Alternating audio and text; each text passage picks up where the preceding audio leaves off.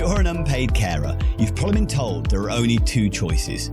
You keep coping at home until you break with some low-level support, or your loved one goes into a care home. In reality, that's just not true.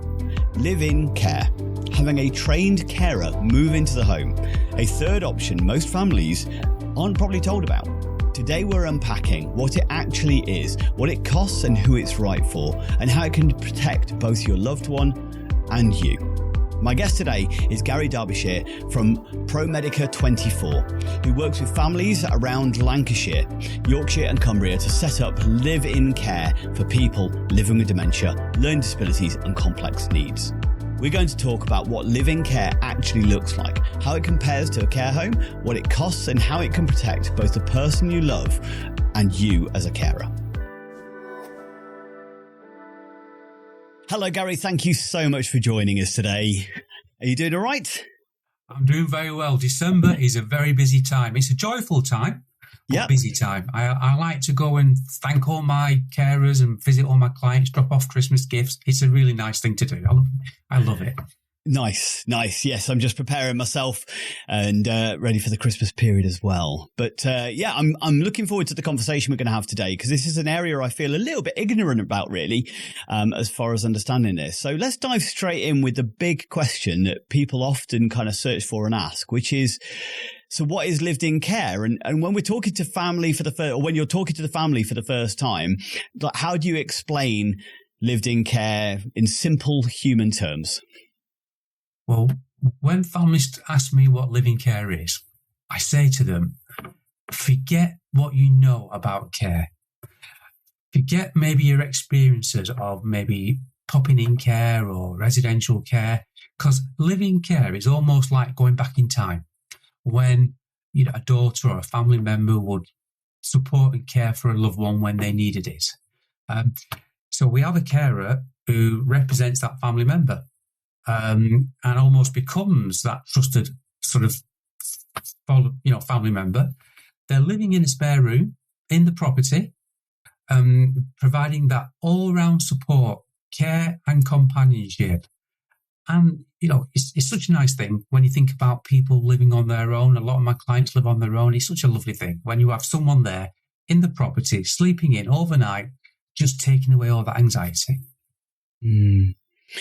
So I kind of understand the concept. Obviously, I think it's often described as obviously an alternative to care homes or to domiciliary care as well.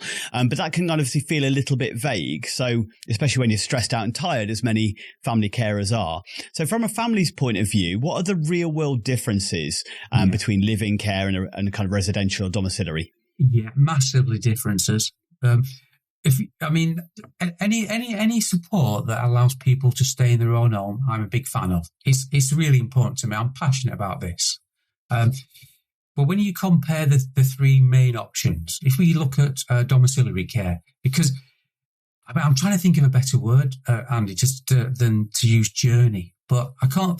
If you think about the journey of a person, it tends to be families get involved at the beginning. And then when it gets a little bit more difficult, then they'll bring in a domiciliary care provider who will come into the property for 30 minutes, an hour, in some terrible cases, 15 minutes. And that might happen 2 times a day, 3 times a day, sometimes 4 times a day. And they are very, very task-focused, time-sensitive. They've got very limited time. They've got a lot to do in that time, and they do their best. Whereas live-in care, we don't have any pressure on time. Because the carer is actually living in the property and they're actually in the spare room and they're getting up in the morning and they're attending to the clients and helping them make breakfast, helping them get washed. And then once you've done those important tasks, which are around keeping someone safe and supported and maybe helping with their medication, then there is time to actually engage, to provide support and stimulation and companionship. They are on standby. If someone is, we could talk about lots of problems in terms of hospital admissions, but they are there to make sure someone's having a drink. They are there if someone is feeling anxious. In the evening, they are there if someone happens to call on them for maybe they need to go to the toilet in the evening. They are there just to almost continue living on their term, life on their terms. If the door is always open to family and friends, they can still keep in touch with the community. They can still take the dog for a walk. They can in the spring, in the summer, they can spend some time in the garden. But they are still there to make sure that someone is safe, someone is taking the medication, they're having, being looked after with dignity and compassion. Showers and going to the toilet is done with a very sort of safe, dignified way. So when you compare that to domiciliary care, there is much more to what we can provide. Now, if we compare ourselves to residential care, to be fair, residential care are providing a 24/7 service. But you are giving up that independence. You are uprooting someone, maybe depending how fortunate you are, it might be a long way away from where you are used to living or where you're previously living. It might be a long way from family members, or it could be close if you're lucky. But you are still uprooting yourself and you are giving up that sort of independence to almost follow a routine. The residential care guys will do their very best to try and create stimulation, but you're amongst a group of people, and that group of people will all have different types of personalities, different likes, different preferences. There'll be different people coming into the residential care to provide support. So you're giving up the independence, but you're going into what is a safe place. So the residential care is a nice, safe place, and you've got there people who are monitored and managed to help you. But with the living care, it's one person, one carer looking after one client. Sometimes it could be two carers looking after one client. Sometimes it could be one person looking after two people. So there's much more flexibility, and it's much more keeping hold of all those things that are important to you. Your pet, your garden, your friends, your family. You've got more control over your life when you get up, when you go to bed, what you eat, what you watch on the TV. You're living your life as much as you can do safely as you was before you became vulnerable. It sounds a little bit like the kind of best of both worlds in some ways, in that you've got that person-centeredness as far as the one-to-ones and things like that, which you don't get in domiciliary because of the time constraints. You might have a little bit more access in the residential, but again, it's sometimes one-to-many rather than one-to-one. But is it suitable for everybody? Who is lived-in care actually suitable for? Can you paint a picture of the kind of situations where it really works and maybe where it isn't the right fit? Yeah, I mean, I've got so many examples, Andy, that I could sort of pull out over the last 10 years I've been involved with providing living care support and care. I mean, it goes from one extreme to the other where, for example, we had a lady in Lancashire who, relatively young, she was in her 60s, lost her husband. They'd been married since they were sort of like in their early teens. She became anxious.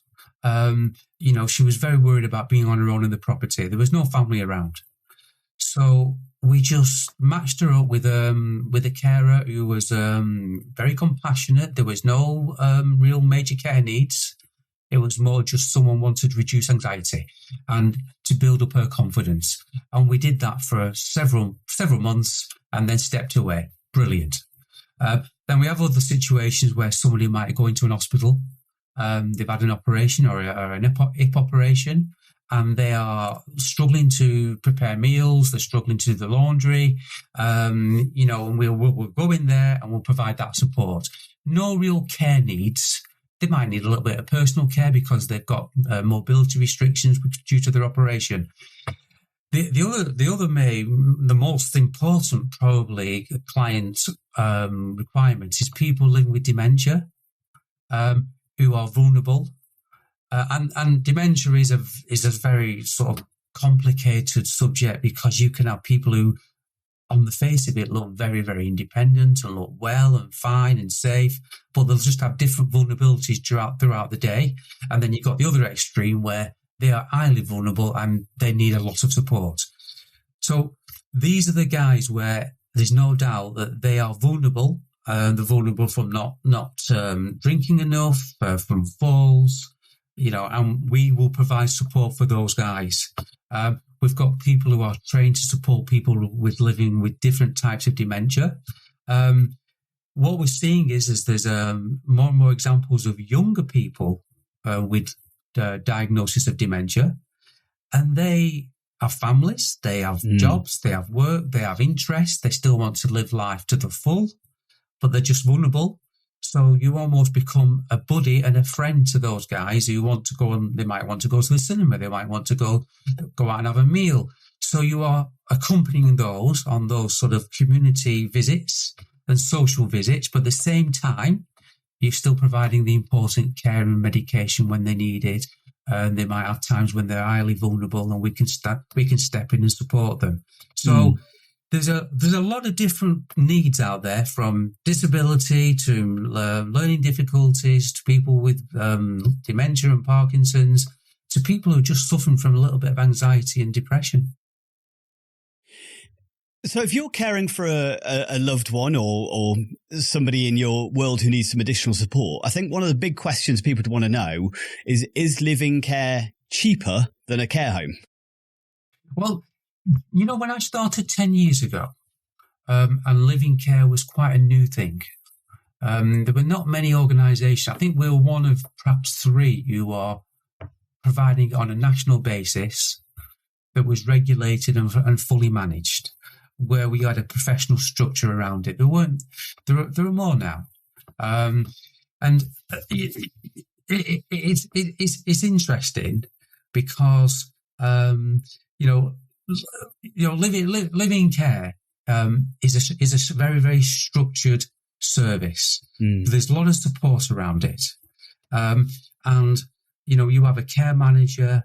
You have very remote access to the carer. It's an highly supported service. And families sometimes ask me, is it really 24/7? What is 24/7? And the carer is obviously not working 24 hours a day, but they are available 24 hours a day. And this is the key difference. And when it comes to the cost comparisons, like I said, 10 years ago, there was a bit of a gap between living care and residential care. Yeah. But as we wind forward now, I would say there's almost no difference. In some cases it's more, some cases it's less. But what I would say, rather than stress on the cost, it's looking at the value. Because one person looking after one person in their home, getting that all-rounded support, stimulation, companionship, having access to their friends and community, living their life on their own terms, has a real value. And that is interesting because whether you live in Harrogate, York, or Clitheroe, or Kendal in Cumbria, it's the same rates, the same weekly rates you charge wherever you live. Whereas, sadly, residential care, it's almost market-driven. They will have different rates based on whether it's a brand new establishment or whether they're in a more affluent area, whereas we don't differentiate like that. I would say at this stand in 2026, our weekly care fees are very similar to the cost of a good residential care home. That's good. Just so out of interest from my point of view, is there still sort of funding from the council available for in-house as well as you would for residential and domiciliary? We're in difficult times when it comes to local authority funding and NHS funding. But what I can say is that because I've got like 3 different areas, the local authorities approach it in a different way. Like in Lancashire, for example, there has to make a special case for people to receive funding from the local authority, but it is increasing. People with direct payments, for example, direct payments are not a new thing. If you qualify for some support from the local authority, and this is something that perhaps a lot of families are not aware of, that if you receive direct payments, you can use that direct payment to use it to go to a care home of your choice. or you could use a domiciliary care company if you want to have more hours than the local authority will provide. But the interesting thing is you can use that direct payment to put towards the cost of a living carer. And, that's quite an interesting one, because there's more and more people receiving direct payments these days, because the local authorities want people to have more control over their own care. When it comes to the NHS, it's a difficult one, because we do have continual healthcare funded clients, and they tend to be more complex in their needs. But again, the direction of travel for the NHS is to support more people closer to their community and in their own homes. So it's a bit like moving, an oil tanker. It is changing direction, but very slowly, as people realise that it's more cost effective to support people in their own home as opposed to putting them into very expensive hospitals where people might not necessarily need to be in that hospital for long. And they can go into a different setting, which is preferably their own. Now, interesting, I'll just finish off by saying that you've got some really very, very good forward-thinking local authorities. And I'm pleased to say the guys in North Yorkshire, they have accepted that people being supported at home is a good thing. Lots of prevention, keeping people out of hospital, and living care can play a vital role in that. So they're going to have a dedicated framework in 2026, which will be care providers who've gone through their accreditation processes, who are providing living care in a very responsible way. They will have a list of approved providers that they can give out to their teams on the ground, the social workers, the assessors, and they can present these as alternatives to families who need support. Yeah. Excellent. That sounds like good news. You say it's moving in the right direction, or it's opening up for more people, because I do think there's some real positives to it. There's a long way to go, Andy. There's a long way to go. And I think what I say is families need to ask the question to their social worker or whoever's contacting them, say, what are my choices? Yeah. Is this an option? Now, when you do speak to families, what are they most afraid of when they first hear about living care, and how often are those fears accurate? I'm smiling because it's a serious subject, but it's, sometimes when I first started, lots of families said to me, living care sounds fantastic. Right. Number one, it sounds like really expensive. Yeah. But as we've just said earlier, it's not anymore, or it never has been. It's just now more comparable to residential care. And even if someone's having 4 visits, what I find is 4 visits a day of domiciliary care and nighttime care, that's actually more expensive than having a living carer. Yeah. So the cost is now a fear, but that can easily be addressed. The other one is a stranger coming into my house. Now, that is very interesting because as an organisation, we take a lot of time in matching up a carer to a client. And there's lots of conversations with me, with the care manager, to understand what that person needs, but understanding the personalities about it.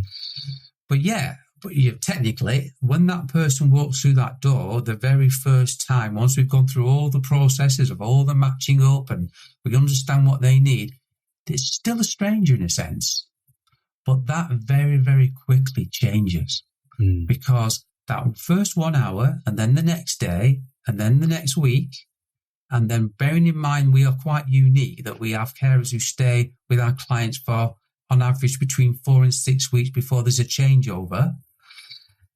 After a number of weeks, when they're sort of tuned into each other and they developed a nice rapport, they're not strangers anymore. Now, that is probably one of the biggest mindsets to overcome. And I often say, well, look, compare us or compare this to what else is available. You've got lots of people coming to a care home, lots of different faces. You've got lots of different people coming in to do domiciliary care. You might have 2, 3, 4 different faces coming in every other day, whatever. So you've only got one face coming into the property. And then, these are guys who are trusted, that we've verified, checked them out, working in our team. We're confident. Yeah. So bear with it. But that's the big one. That's the big one. The fear. Yeah, which is understandable, but I think it's also, as you say, it's that any form of moving into care of any description is going to have an element of discomfort, a fear of the unknown, but it's still, as you say, actually maybe the lesser of two evils.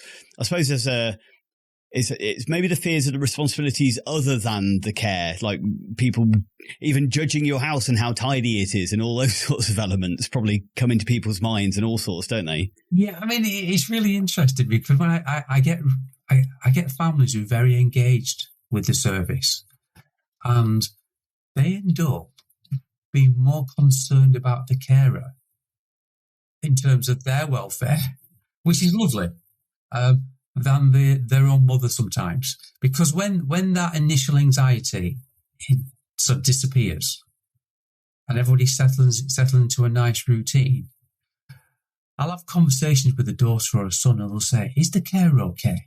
Are they comfortable? Because we're a bit worried because we live in a very rural location and there's not a lot going on. Are they all right? But our carers are very focused. Because they know they're going to be in position for 4 or 6 weeks, they are very focused on delivering what is important to the client. And then they're going to get their 4-6 weeks off to do what they want. So it's a different type of way of working, but they are totally focused. And, it is nice for the families to think like this. And going back to when we were talking about clients that have been with us for a long, long time, we're coming up to Christmas now. And some of the nicest stories I can share are when carers and clients and families have known each other for a long time and they'll join in with the Christmas festivities. They'll go and visit Christmas markets in York as a family with the carer. So they are part of that little family gathering. It's a really nice thing to do. I get a lot of satisfaction from seeing that. Yeah, that sounds really positive. So you mentioned there a little bit maybe at how it works, and I'm sure it's tailored in different circumstances. So typically a carer would be staying with a family for 4 to 6 weeks, and then is it a different carer would come in at that point for 4 to 6 weeks again, and it kind of rotated?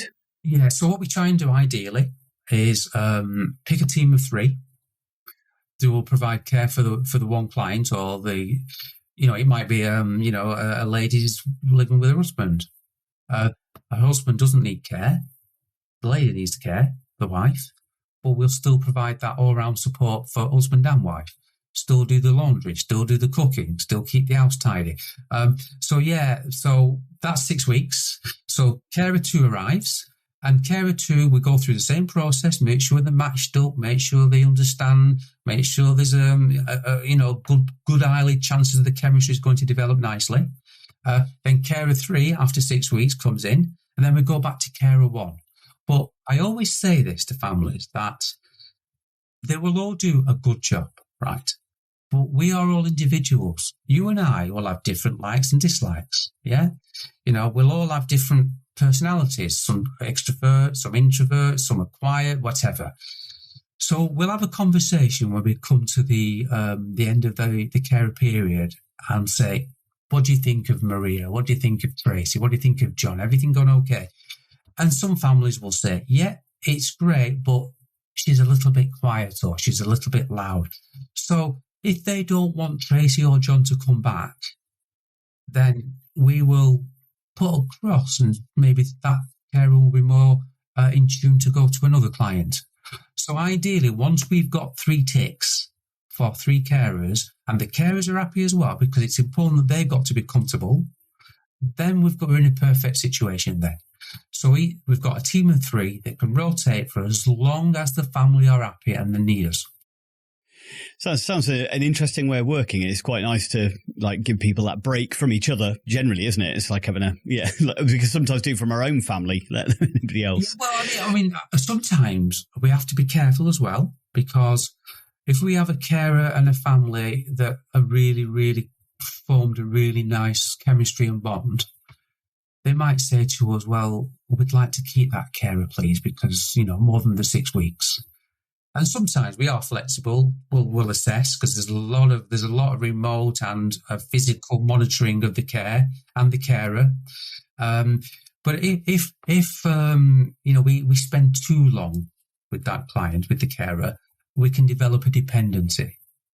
And we want someone to be confident and be relaxed in each other's company, but we don't want to form too much of a dependency, because if that carer goes off to have a child or she gets married or whatever, then we'd have to change her anyway. So we have to keep. That's why this ideal scenario, the 6 weeks, works really well. And it compares very well with our competitors, to be fair, because sometimes it's not always the case. Have you ever encountered an adult or child's behaviour that has felt difficult, overwhelming, or challenging? Have you sometimes felt at a loss of what to do, or know that you didn't handle it quite right? People are complex and unpredictable, and their behaviour can be like the weather. We've all made the mistake of looking out the window and feeling safe to wear shorts, but 5 minutes later wishing for an umbrella. What if, like a weatherman, you understood how humidity, temperature and pressure all come together to cause the weather, allowing you to better prepare, predict and respond, and prevent ever having a picnic ruined by a thunderstorm ever again? My book, called Targeting the Positive with Behaviours that Challenge, helps you to become the weatherman of behaviour. It provides you with a toolkit to increase competency, confidence, resilience and empathy, so you feel more assured about how to respond to distressed or dysregulated behaviours in others, including those affected by trauma, mental health, neurodiversity, learning disabilities or dementia. Build better connections, achieve de-escalation and improve outcomes for yourself and those you engage with my celebrated 6-stage target model, a step-by-step process to reduce distress for everyone. Discover my empowering, person-centered guide in Targeting the Positive, written by me, Andy Baker, available from online bookstores worldwide. Find a link in the description and order today. For a family who are maybe feeling a little bit at breaking point as far as looking after their loved one, what are the first 1 or 2 practical steps that they should take if they want to explore living care without feeling overwhelmed by the process?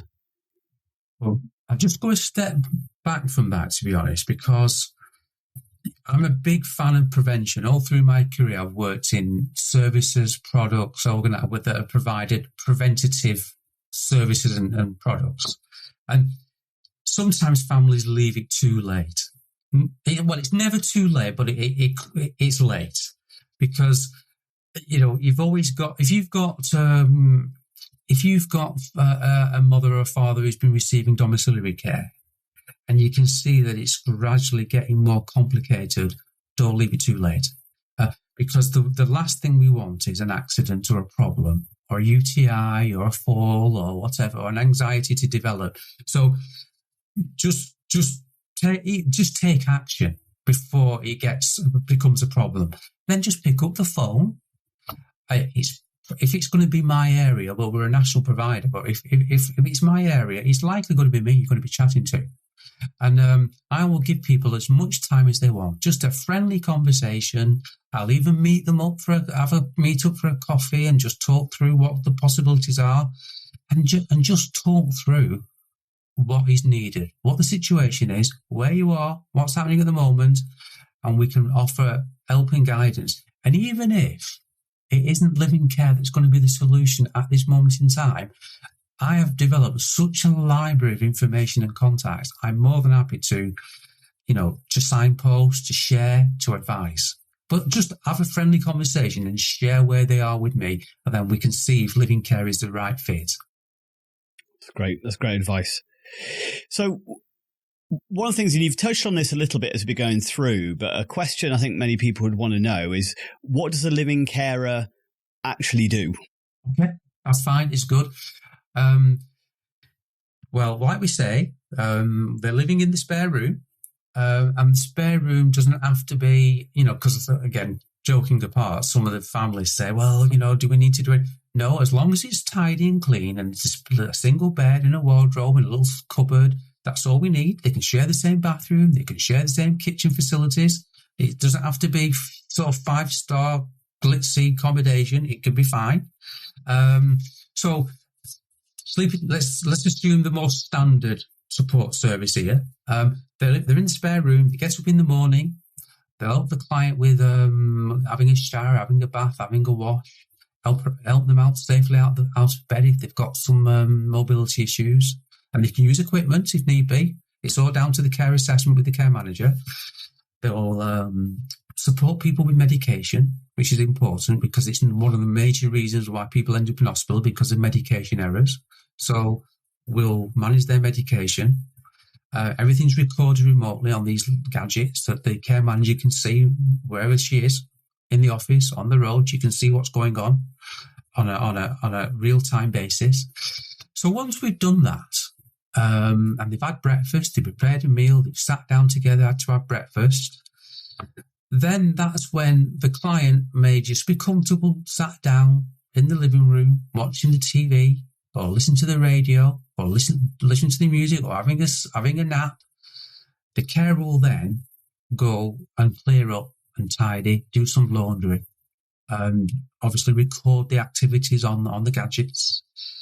But this is what we call a bit of a downtime period, because the peak periods of care are morning, dinner time, tea time, and bedtime. But in those in-between periods, this is when, and I can say this because I'm not a carer, but I've been involved.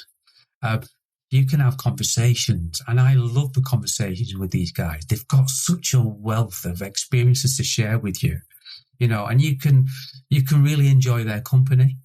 They might have in their care plan something that's included, like an activity that they like.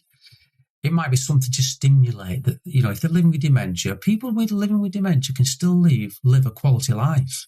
This, people have got this misconception that dementia means everything stops. It doesn't. There'll be an activity that people can, there might be a crossword, it might be a puzzle, it might be a game, it might be anything. So it might be watching a quiz show on the TV. The carer and the client will enjoy this.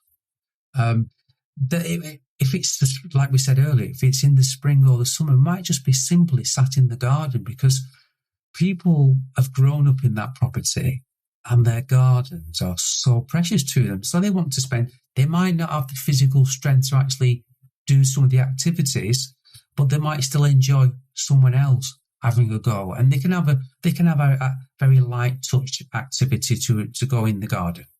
It might be that if they've got mobility issues, they're in a wheelchair, and they want to stroll outside and go to the park and still feed the ducks. So these are the things that are going on in between what we call traditional care. So that just goes through the day. And then in the evening, it's chill, relax, watch the TV together. Just do what normal people do. It's just like having a family member there, so sat there on the settee watching the TV together. So it's a really lovely service, and you can see I'm really passionate about it. I think it's fantastic. Yeah, 100%. And it's so nice to hear as well that it isn't just that going in and doing the tasks, if you've already spoken about a few times. It is that the personal connection, the activities, the things that actually promote well-being, not just medical well-being, but psychological well-being as well. That's massive. Yeah. And if I'm allowed to say as well, because, the carer does get time off during the day, because it's important, because what we've recognised very, very clearly is that if you've got to take into account the welfare of the carer, of course, because an happy carer that is physically well and mentally in a great place will provide a great service for the client. So they will have 2 hours off during the day. Yep. Where they can have a walk, they can sit in their room, they can chat to their family, they can do what they want, but they are standing back from care duties. So it's important when we assess the care needs at the very beginning and ongoing, we'll check, is this person safe to be on their own for 2 hours in the day? Yeah. And if they are, that's fine. If there's not, there's other strategies that we can work on. And then you've got the downtime in the meantime. So when the carer's not physically working hard every single hour of the day, they're still enjoying some downtime as well. Yeah. Excellent. So I should imagine one of the questions you will often get asked is kind of what happens if we don't get on with the carer, or what if the carer is ill or does need time off for any reason? So how do you address those very real worries? It's a genuine, real concern for families. We're a very large organisation. Yeah. And I think we get the balance between having guys like me who are in the area, and we've got care managers who are always sort of meeting up, but we're a national organisation as well.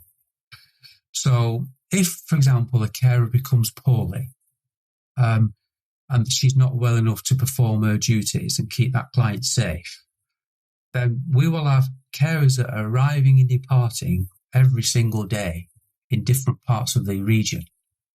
And it may well be that we have to say to a carer that's about to leave after doing her 6 weeks in, say, Lancashire, can you just please go along to this client in Yorkshire where the carer is not very well? Just be there for maybe a day or two. Because we can react very quickly as an organisation. We are very professional, very, very slick in terms of the way we work.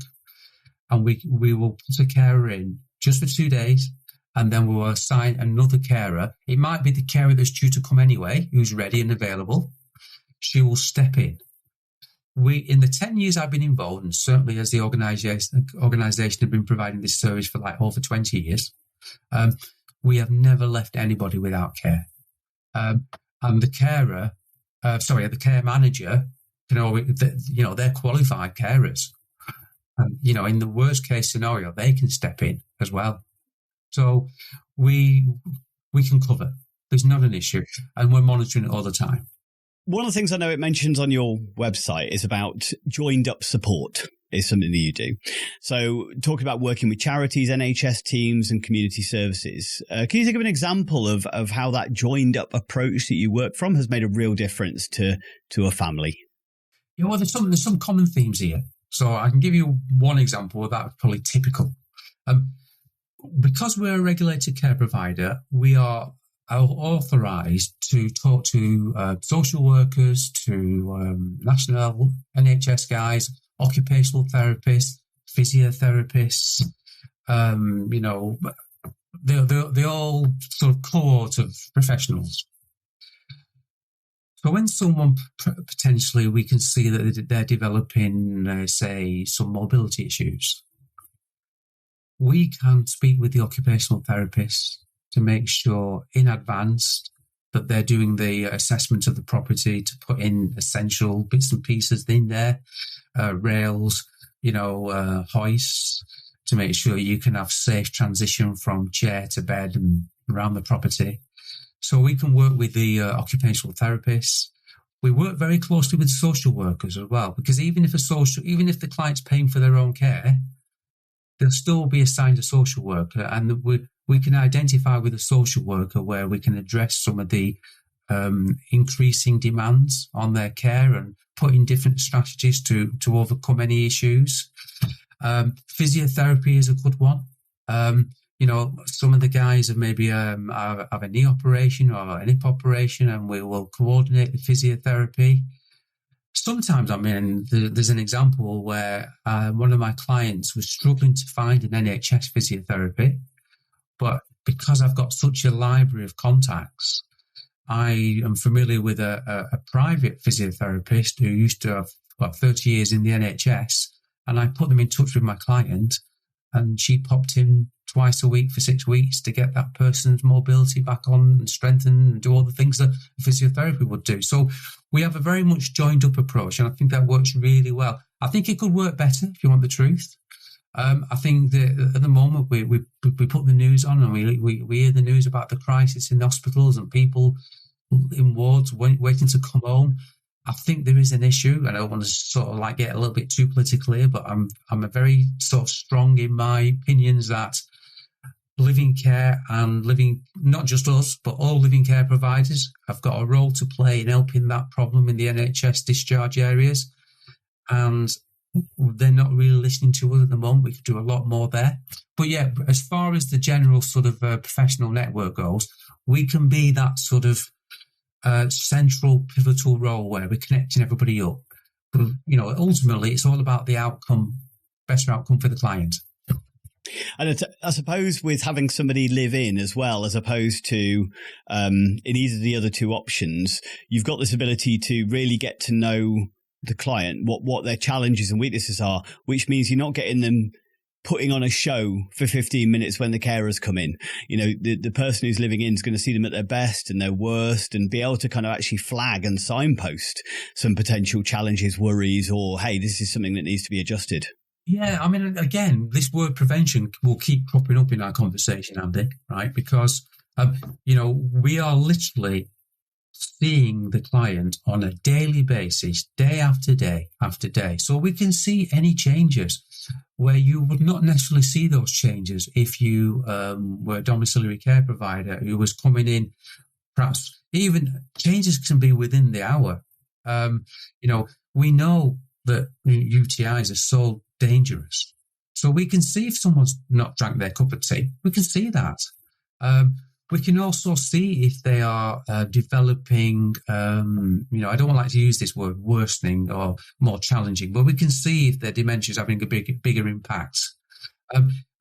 Another example is a medical example, right, where someone might be prone to pressure sores because they have got poor mobility and they have to spend a lot of time too long in bed. Now, pressure sores are a potentially dangerous condition. So we'll work closely with the community nursing teams. We'll have a body map. And even though we don't actually directly treat the pressure sores, we can actually report and monitor before things get out of hand so that they can be tackled. So I think Living Care, personally, has got a massive role to play in supporting people along with the NHS professionals to prevent people's situation becoming worse, so that they have to end up going into the the hospital system, which we want to try and avoid that if we can. Absolutely, yeah, and that makes a lot of sense. So, for somebody living with dementia or a learning disability, what difference can live-in care make to their sense of dignity, independence, and identity, maybe compared to other forms of care? Well, if we look at this from a medical scientific perspective, I don't claim to be an expert in dementia, even though I've built up a lot of knowledge. But when I talk to people who are experts in this field, and we talk to people like Dementia Forward and people like these guys they are the experts. But familiar surroundings. Again, I don't want to generalize, but when people are taken from a familiar place like home, with all their pictures and the wallpaper and the furniture and the pets and the family, they're taken from that and they're put into a place like a residential care home. Some people will settle, but some people may not. And then when they don't settle, this sometimes comes out in their behaviour. And it could be a problem. And I found, with working with the care management team, that when we managed to take person out of in that situation and put them back into their domestic home situation, after a number of weeks, they settle down and become much calmer because they are in familiar surroundings. So I would think that this is really important for someone living with dementia, maintaining that familiar surroundings. But again, we've touched upon it earlier. The important thing is managing the risks. Because, people living with dementia don't know they've had a drink or not a drink. They don't know. They can't remember this. So we can monitor that. So we can prevent the UTIs. Somebody who's got, an issue over their frailty, we can help build up their strength by just taking small steps, even if it's just around the property. And then we can increase that to maybe outside the property. So you're still maintaining mobility and maintaining a resilience, because falls is a major issue. And if you can stop people from falling, fantastic. But if you can help them recover quickly, if they have a fall, because they are stronger, then our job is done. We can also make sure that they avoid all those medication problems. This is quite sort of a common sense one, but making sure they're eating well, making sure that they've got good, well-balanced diet, nutrition. These are all, these are good for you and I, Andy. Good nutrition and more and exercise, and taking any medication that we need to take is a good thing. But when you are vulnerable and you've got some health issues to deal with, then it's even more important. And that's what we can do. That's our role. Yeah. So when you're sitting down with an unpaid caregiver, somebody who's listening right now, who's thinking either they're worried about the journey they're about to experience, or they're thinking, I can't keep doing this, but maybe they're feeling guilty about looking at other options. What would you say to them about live-in care? I have lots of conversations, and I've had 3 over the weekend. And this guilt thing, and also unpaid family carer burnout is an issue. And the guilt and the burnout go together sometimes, and it tends to be, and we're still in a situation where it tends to be daughters who take on the major responsibility of decision-making for their family members, their parents. It's changing, but it's still mainly daughters.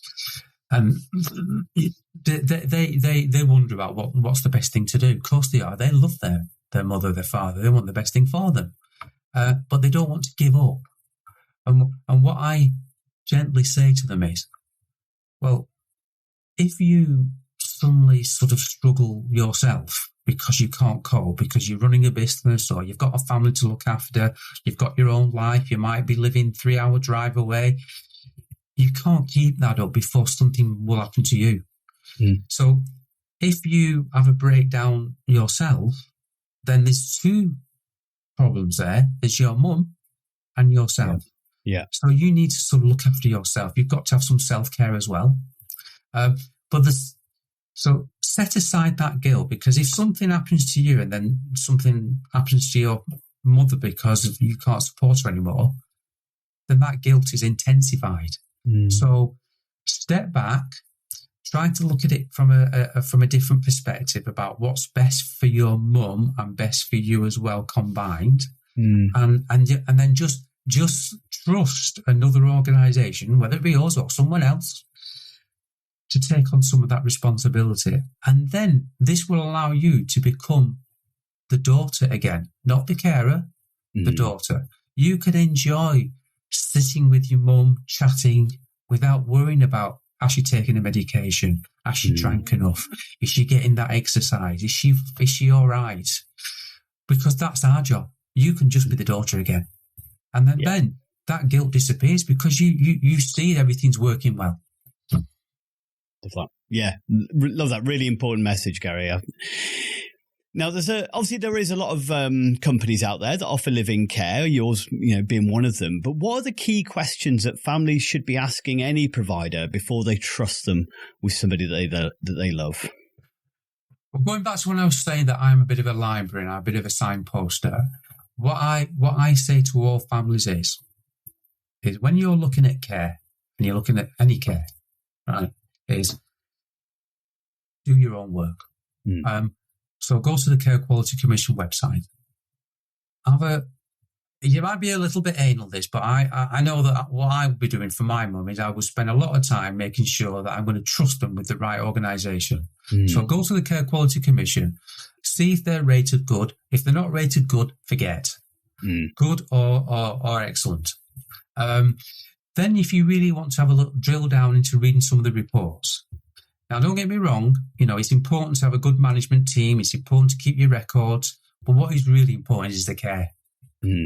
Without good carers providing good care, then that's the most important thing. Yeah. So read the reports about the carers, right? So once you've done that, then you can go onto other sites like homecare.co.uk, where you can read verified reviews about what families are saying about that organisation. So are they managed? Will you meet somebody? Because I'm amazed sometimes that you don't actually meet anybody. Our care managers will come out and meet families. I will come out and meet families before we even do anything. Before we even, it's all part of the goodwill service that we provide. So we'll spend a lot of time and talk to people before we even start. So have a conversation, do your research, check the CQC website for what the experts are saying about them, check what families are saying about them, and ask them about the technical terminology is continuity of care.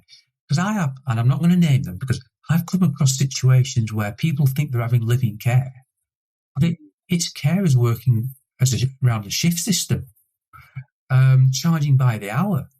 And you can imagine if you've been charged by the hour and someone's 24 hours, it's quite expensive. When you could take all that away, you can have a living carer, and you've got your carer in place. So ask about continuity. Ask about how often the carers are changed. How are they matched? How much work goes into matching the carers? Other things that are really important as well is all these hidden things that jump out at families. That we don't have anything that jump out at families. Some companies will charge if there's a nighttime disturbance. Something will go on the invoice. They'll say that the carer doesn't want to sleep in the bedroom next to the mum. These are not things that our priority is keeping it simple and keeping it transparent, so that once we've done an assessment, we know what the client needs and we know how much the cost is going to be, what the care package is right and safe and appropriate, and then the family know that that's what they're going to pay.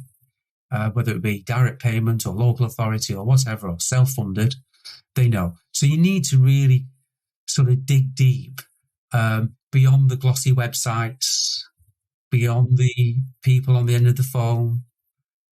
Come along and meet me, and you'll find out whether people are really, really genuinely interested, because some of the organisations who don't have people working in the area won't come and meet you, or they won't carry out an assessment. So, from everything you've seen, obviously you've been doing this for a while now, got some great experience behind you. What are the biggest mistakes families make when they're rushed into care decisions, and how can listeners avoid those traps? Well, sometimes, we said earlier, sometimes it's not too late, but late. There's a balance here. I understand it and appreciate it, because care does cost, right? And in fact, to be honest with you, even though I'm not here to talk about finance, I would say that families need to take good financial advice. Society-led advisors are brilliant. Take the right advice. Make sure you've got the power of attorneys in place. See, these are important things, but even before you start talking to, care providers. Yeah.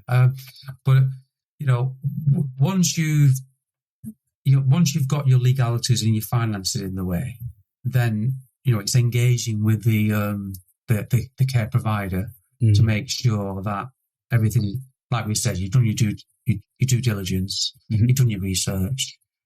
You booked an assessment with the care manager. Yeah. You know what the care package is. You know what's included. You know what's going to be involved. These are all the important things, I think, that families need to be aware of. Have I answered your question? I think I've got off the subject there, haven't I? Yeah, no, that's right. I think it's, again, one of the things you've mentioned throughout this anyway is the need for maybe not leaving it quite as late as some people would to start looking at some of these decisions and what might be right. Because, as you say, there's no obligation to having a conversation with you, but actually having a conversation to kind of go, well, is this an option I can look down financially, environmentally, whatever the requirements are. But as you said, it's much better to prevent your loved one getting a UTI in the first place, because once they've had the UTI, end up in hospital, often the deterioration is quite significant. So it'd be better to kind of manage it before it happens. I think that's definitely the case, isn't it? And what I also say to families is that we can do this in a short period of time. We don't have to. We've got a large team that we've already sort of recruited, trained, Yeah. checked for their experiences, that we can react really quick. We could do it in a few days if we really need to. But at the same time, there's no long-term commitments. So, if we come in for, say, 6 weeks, and then families don't need living care because we've done our job, they've come out of hospital, or there's a bit of a crisis and there's a bit of a panic. What shall we do? We can come in for 6 weeks and they can drop down to domiciliary care if need be. It's just about doing something which is right at that appropriate time. That's what I would say. Families sometimes leave it too late, but I do understand there's a cost implication. Yeah. It would be wrong of me to say, you must do this, you must do that, because people have got to think about finance. Yeah. Well, there are lots of ways now to cover costs. Equity release and releasing property in the financing the properties to cover care fees.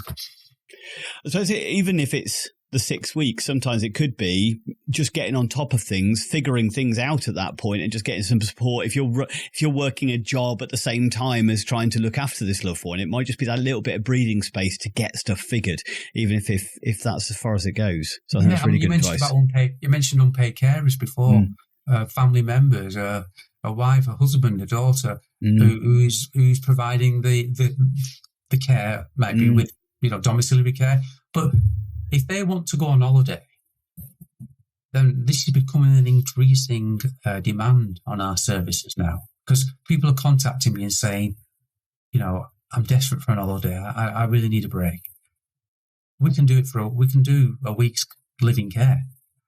And just like a lot of people out there, I don't know about you, Andy, but when you're looking to book a trip, you might just leave it a few weeks and try and get the best deal. Yeah. So there's no real waiting list for us. We can do everything within a 2-week period. Whereas what families have told me is that there might have to be a long waiting list to put mum into a residential care just for a week. Not always the case, a lot of times. But we can do it in 2 weeks. And you're keeping someone at home safely for that week. There is a cost implication, to be honest, a little bit more than the standard weekly fee. But we can do it if that's what people need. Yeah. That's great. That's great to offer that as additionals or service, or have that availability. So for any kind of maybe unpaid carer listening, but maybe family members generally who is worried about the future or feeling stuck between burning out at home and moving their loved one into a care home that they maybe feel they're not ready for, what's the one thing that you'd want them to take away from the conversation we've had today about live-in care? What I would say is if your mother or father have lived in their home, for 5 years or 50 years, if you want them to live comfortably on their own terms, making their own decisions, safely and well, then you should consider living care as an option. And not just think that I have to put mum or dad into a residential care home. It may well be later on in their journey that might be the situation, but there'll be a period where they don't need to. So consider living care as a serious, safe option for mum and dad. Beautiful. Perfect summary. Thank you very much, Gary. That's actually been a really fascinating conversation. And it's an area that I felt quite ignorant about. I've been working in care for 25 years, but living care is something that, other than some individuals, with acquired brain injury or learning disability where they've had that availability, I've not often come across it in the general care sector. So it's really good to find out some additional information of exactly what you guys do. So thank you. You're welcome. Excellent. And for anybody who's watching this and would like to reach out to Gary, we will make sure that his details and how to contact him are included in the show notes, as well as the description. So please do, if you think there may be some interest in this for either yourself or somebody you know, please like, comment and share it with them so they can reach out to Gary as well. But otherwise, thank you very much and look forward to seeing you next time.